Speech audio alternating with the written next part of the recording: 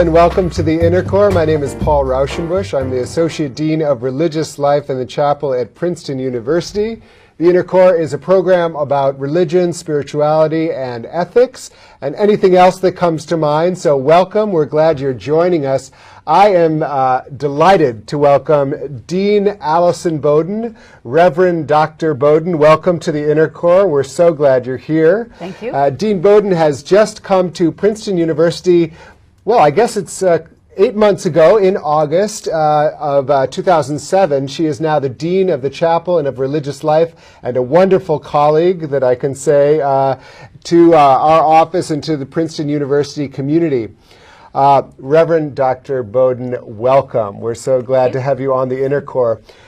Dr. Bowden has recently completed and released a book called Women's Rights and Religious Practice: Claims in Conflict. And that's what we really want to talk about today.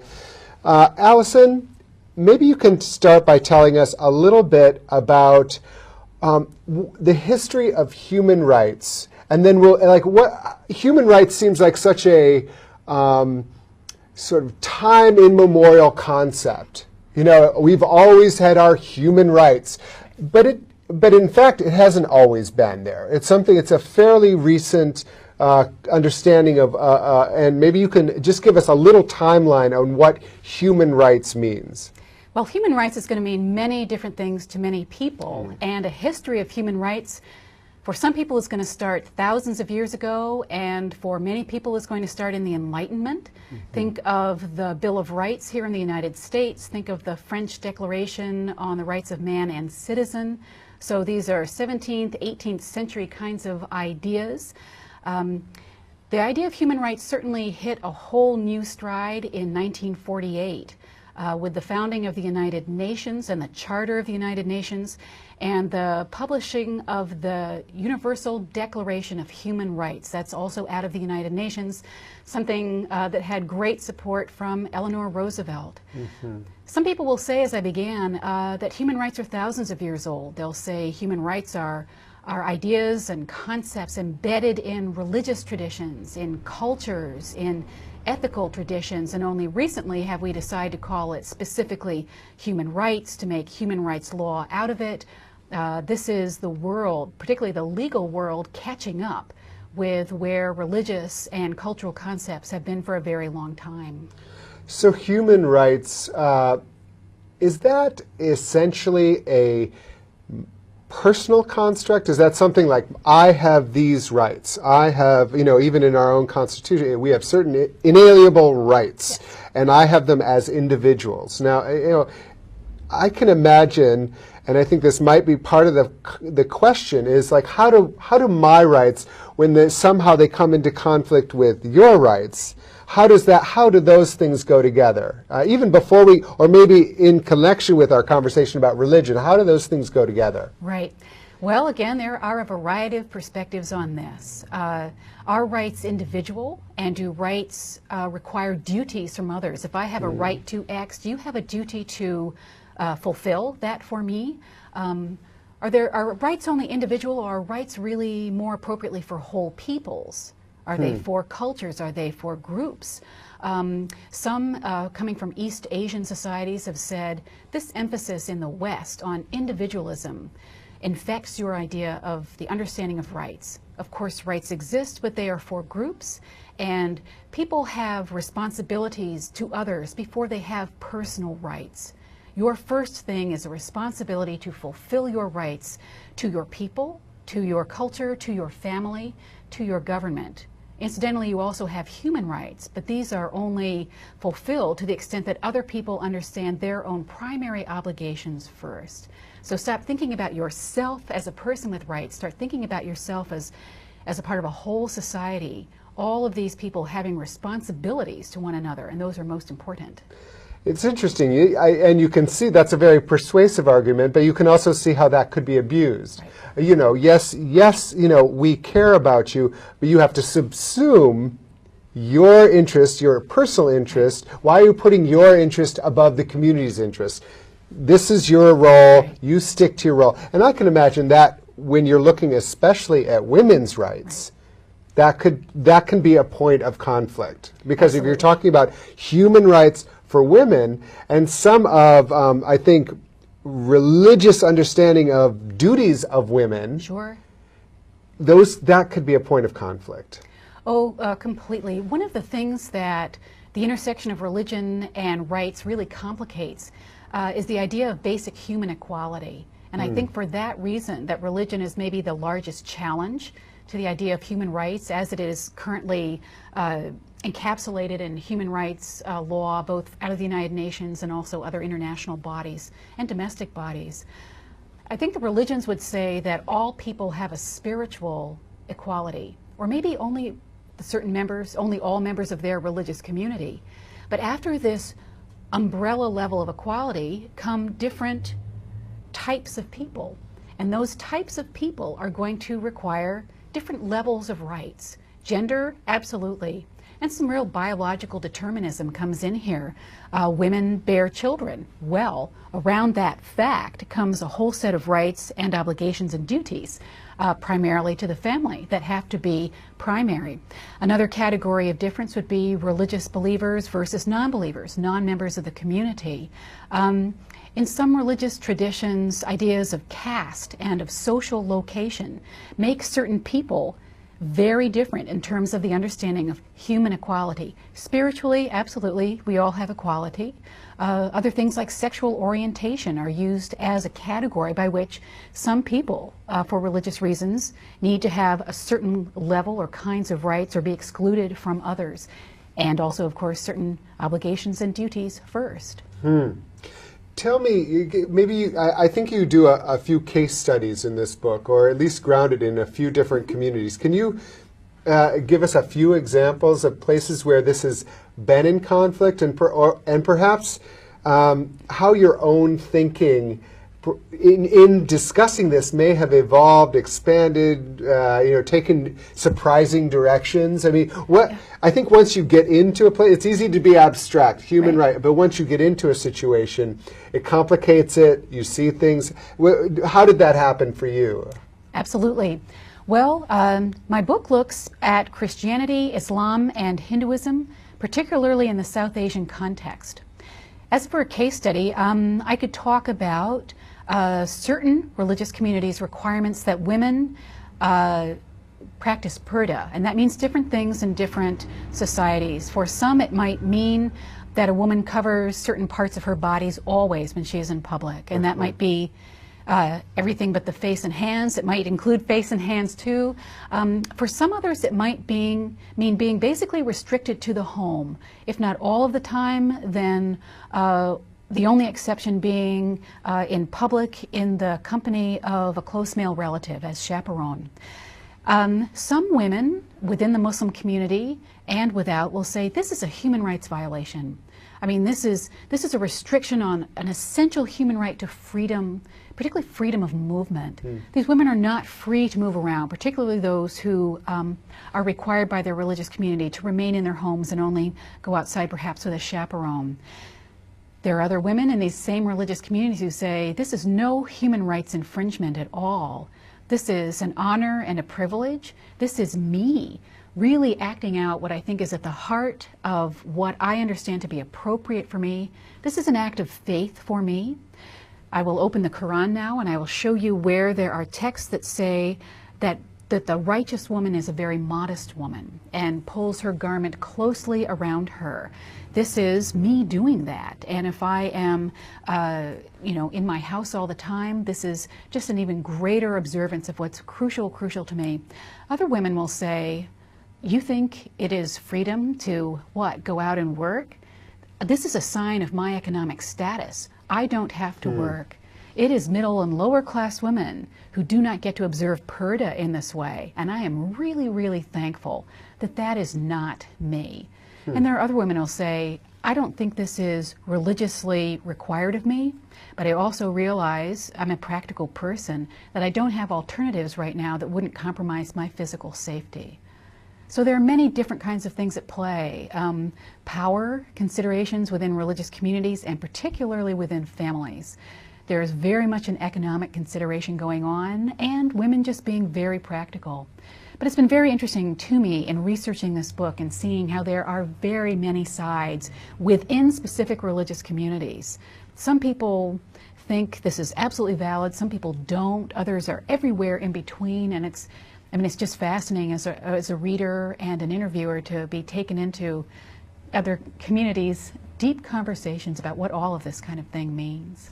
How did you get interested in human rights? Was there a moment, did you have an experiment or experience, or was it even growing up as a woman in American society? I mean, what drew you to this topic? Right.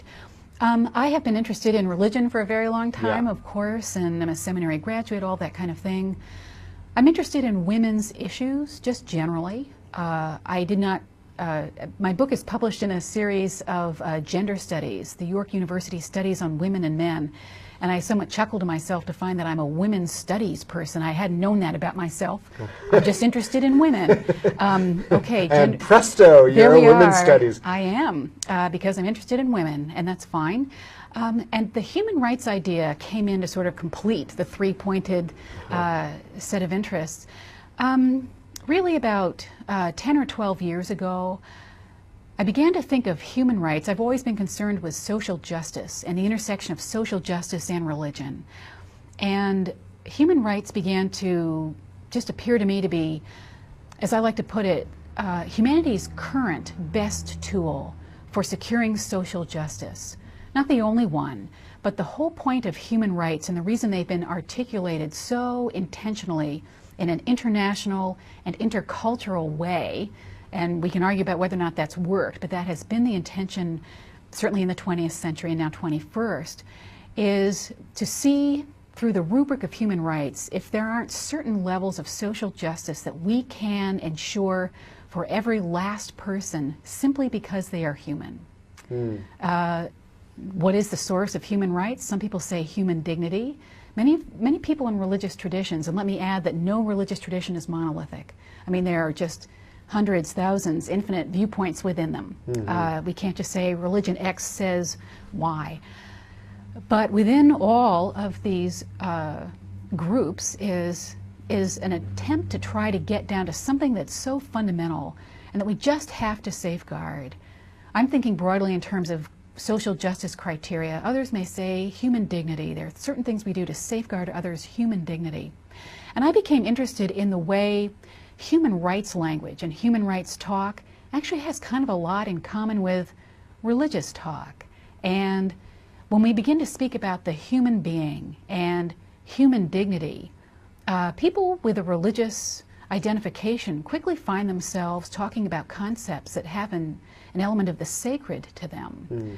I appreciate particularly the idea of human rights because it is meant to get around culture and particularly around religion, to find those common denominators, hopefully not the lowest common denominator that's just an ethical washout and doesn't mean anything, but to find a common denominator where we can all talk, where we don't find ourselves divided by religion or culture anymore because we've got down to something so essential.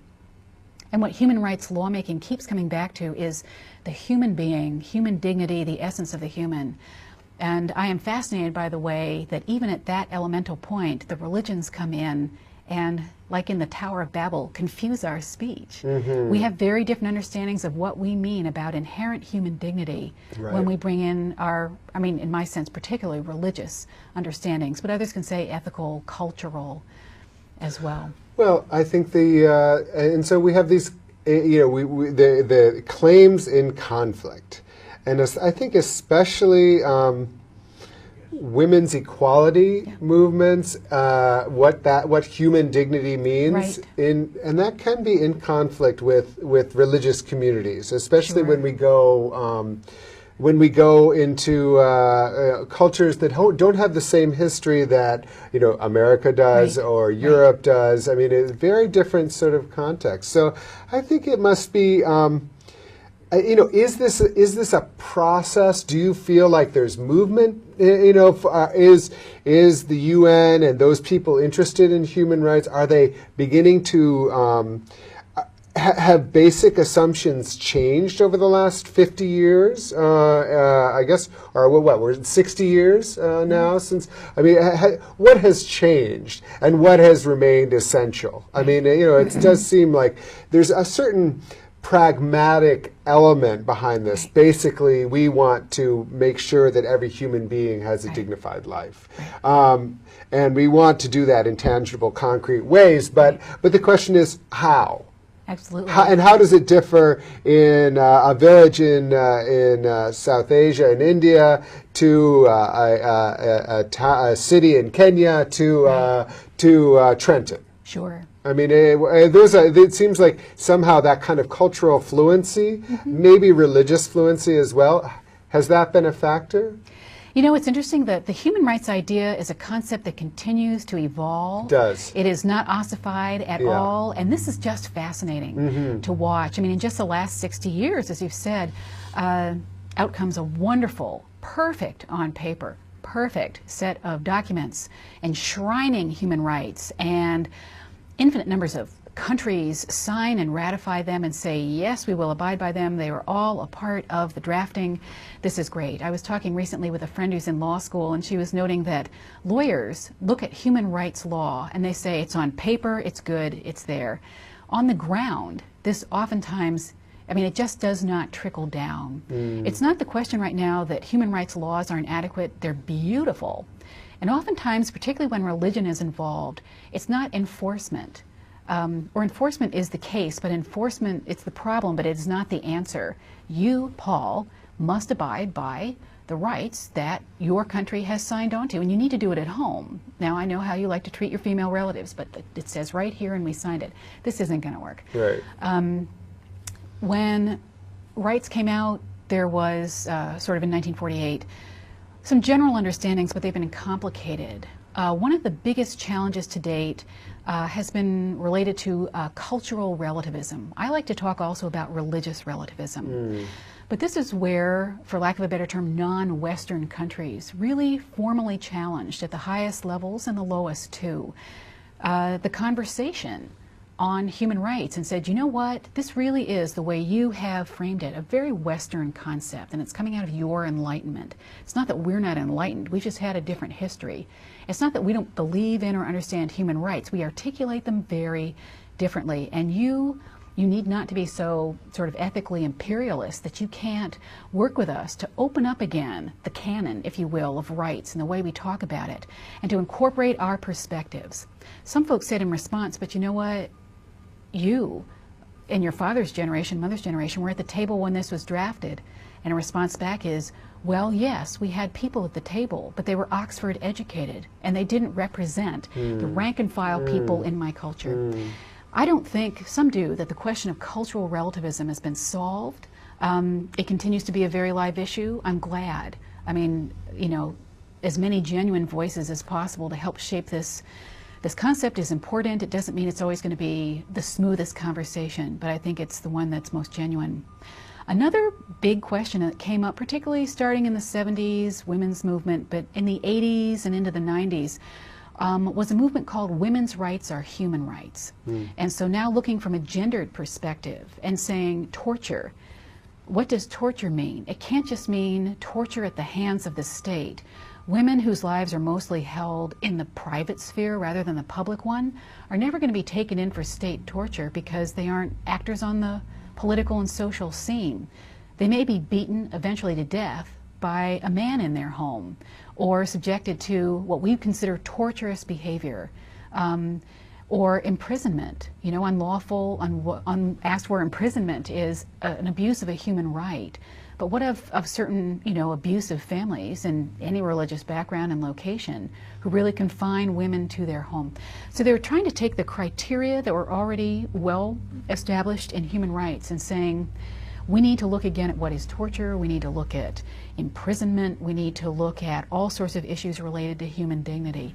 And then we need to take in other things that are also articulated as human rights, but make them more central. Rights within marriage. The Convention on the Elimination of All Forms of Discrimination Against Women of 1979 has Article 16, which talks quite a lot about the rights of women in the family and in marriage. And reservations or formal protests against this article are the most numerous from countries from every region of the world. It tries to enshrine for women certain rights within the home, to citizenship, to the number and spacing of their children. Well, that makes people opposed to abortion very, very worried, or to family planning anyway. If children are a gift of God and they come when God sends them, you know, this is a big problem. So, interesting. So that was a more recent one. And I think that the question purely of religion in conflict with human rights is a new avenue as we talk about changes and the new big dialogues in human rights. But I may be projecting because it's what interests me. Yeah, right. And I think it needs to be more important, not problematized. You know, not post 9/11. Oh my gosh, religion is the problem. How do we like get these religious actors off the stage? Right. We have this great thing going. Come on, let's get them out of there, Right. or just belittle their arguments so much. I don't think that's going to happen. What I really do hope is that books like this and other actors come in to help religion and rights be reconciled in a positive way. I don't think that's impossible at all. Right.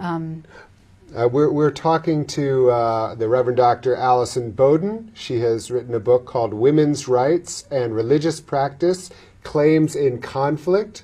This is available at Labyrinth Books, also on Amazon, so I encourage you to check it out. I think that in fact we there is real tension here. Yeah. You know, I mean, you know, I think, you know, especially when you get to the UN, with and much of the UN's you know, core bases, European, the anti-death penalty, Right. even beyond women's issues. Like, Oh, sure. what do we do with the death penalty? Hugh, that is for some people that's a clear violation of human rights. For others, that is mandated within religious text, Right. and you know, I think it's an ongoing conversation, Yeah. and I'm not sure where authority places. Sure. You know, who has the authority to say to anyone, Right. you know, aside from this is a good idea, Right. this is a persuasive way that we can move forward as a world community that is intersecting. I think it comes to mind like what happened, you know, even foot binding. Right. You know, like that. You know, that was something very common practice, Right. basically erased within a generation. Right. And at some point, I'm sure there was a question of cultural imperialism involved, but then it essentially the only reason there was any way that that was an effective approach was because people just basically realized, oh, this is a good idea. Right. And we agree with that as a culture. But, you know, it's not like, I think it's a tricky way to how do you impose your ideas, and how do we accept other ideas? I mean, absolutely. you know, I think there is an essential sort of imperialism that, you know, I kind of think of human rights. I'm like, great, let's give them human rights. Yeah. But then you look at our own country. Sure. With our, you know, with the history of torture that we've acknowledged recently, Yes. all of these, with our own like incredible drive to use the death penalty, even when it's been, you know, recognized to have racist implications in our country. You know, I think that these are questions like human rights is not just for the folks out there. Absolutely. You know, below the equator somehow. This is, I mean, I wonder when we think about this, I think it's very tempting to look outside. Sure. And much easier. But when we look at even within women's rights, like how do, I mean, can you give a brief assessment of how you think this plays out in our own context, in American context? Like the competing claims of human rights and religious rights? Well, you know what? I think the pressing example in the United States right now has to do with people who are gay, lesbian, bisexual, and transgendered. Huh. I think it's the queer community. You know, we can talk about religion X sees everybody as spiritually equal, but women and men actually in practice are not equal, or believers or non-believers, or you know, Brahmins and Dalits, that kind of thing. But to bring it to the United States and to talk about our majority religion, We're going to talk about Christianity, and we are going to talk about people who, for religious reasons, would like to see an amendment to the Constitution banning gay marriage. And they are very clear that this is an ethical and cultural, historical argument coming out of the United States. This is not the kind of thing we do. And it's also about the bedrock of being Christian and a Christian nation, but also as Christian people, they want to influence lawmaking. They're not wrong. I think we all vote and then have activism out of our values, religious or not. That isn't the problem.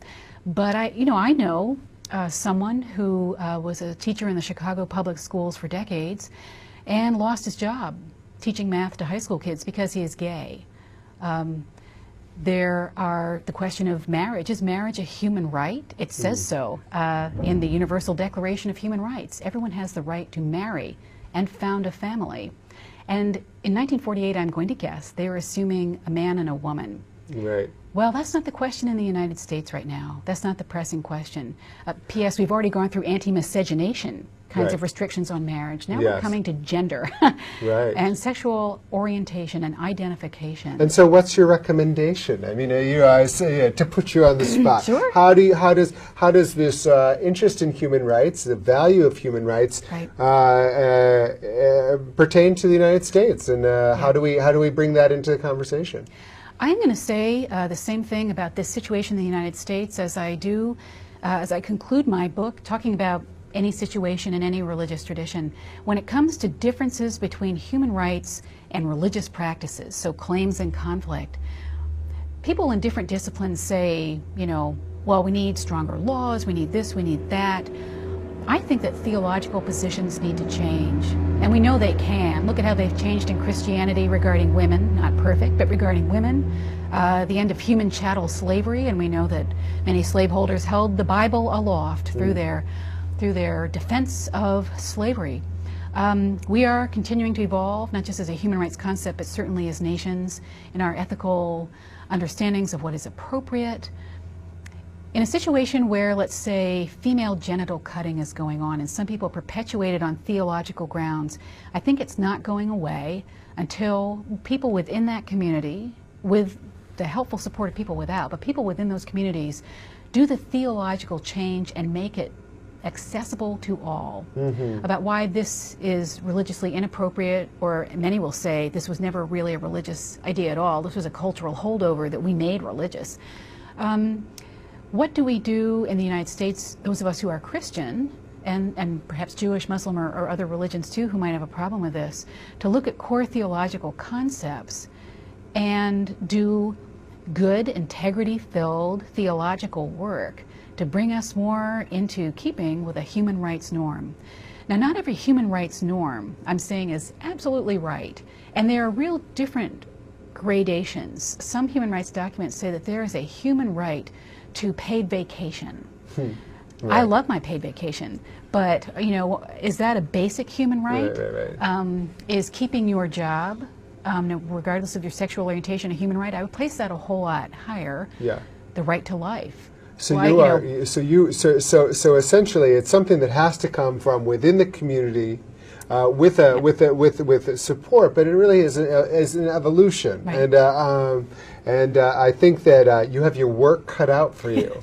All right, get on it. Okay. I want to thank you so much, Allison, for being with us here today on the Inner Core. I want to one more time remind you about this book. It's called Women Rights and Religious Practice, Claims in Conflict. It's essentially about one of the most immediate and important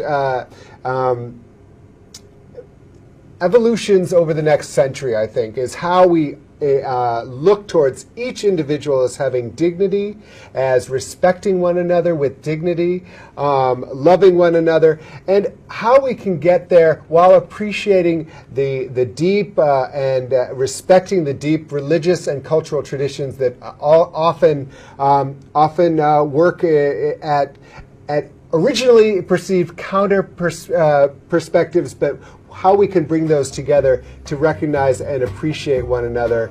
And so that is the essential message of this program, the Inner Core, increasing understanding and appreciating divergent viewpoints. I'm so glad you've joined us today, and we look forward to seeing you again at the next Inner Core. Take care.